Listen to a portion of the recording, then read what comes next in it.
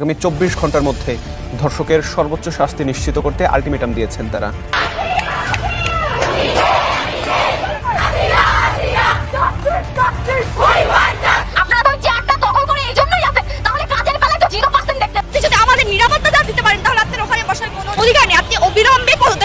ধর্ষকদের ফাঁসির দাবিতে এবং বিশেষ ট্রাইব্যুনাল গঠন করে প্রত্যেকটা ধর্ষণের বিচারের দাবিতে আমরা পুনরায় মশাল মিছিল করব। আমরা ধর্ষকের ফাঁসি ছাড়া কোনো অ্যানাউন্সমেন্ট না হওয়া পর্যন্ত আমরা এখান থেকে নড়ব না।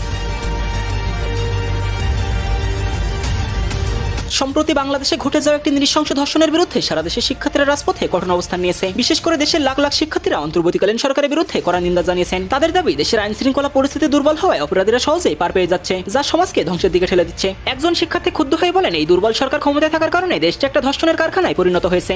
আইন শৃঙ্খলার অবনতি এবং স্বরাষ্ট্র উপদেষ্টার যে দায়সারা কাজের কারণে আমরা আজকে রাস্তায় নিরাপদ না। শিক্ষার্থীরা সরকারকে স্পষ্টভাবে হুঁশিয়ারি দিয়ে জানিয়েছেন, যদি 24 ঘন্টার মধ্যে ধর্ষকের বিচার সঠিকভাবে না করা হয় তাহলে এই আন্দোলন আরও গুরুতর রূপ নেবে।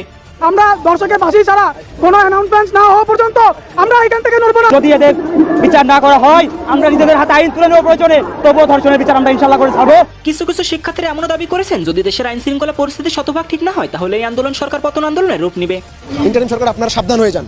সমাজে যদি এভাবে বিচারহীনতা সংস্কৃতি প্রতিষ্ঠিত হয়ে যায় তাহলে একটা সময় গিয়ে কিন্তু আর আপনারা ওই গদি টিকে রাখতে পারবেন না। যতক্ষণ না ধর্ষকের বিচার নিশ্চিত হবে তো আমাদের অবস্থান কর্মসূচি এবং আমাদের পরবর্তীতে আরো কঠোর কর্মসূচি অব্যাহত থাকবে। এছাড়া দেশের শিক্ষার্থী ও সাধারণ জনগণ বলছেন, শেখ হাসিনার আমলে ধর্ষকদের যথাযথ বিচার হতো। সে তার জায়গা থেকে যথেষ্ট চেষ্টা করেছে বাংলাদেশকে সুষ্ঠু একটি রাষ্ট্র তৈরি করতে।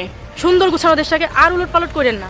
আপনারা তো বিদেশে চলে যাবেন, আমাদের কি হবে? আমাদের কথা চিন্তা করেন। আর তা না হলে একটা কথা চিন্তা রাখবেন, ৭১ যেভাবে জনগণ ঝেঁটিয়ে বিদায় করেছে আপনাদের ওইভাবে ঝেঁটিয়ে বিদায় করবে। দিন কিন্তু বেশি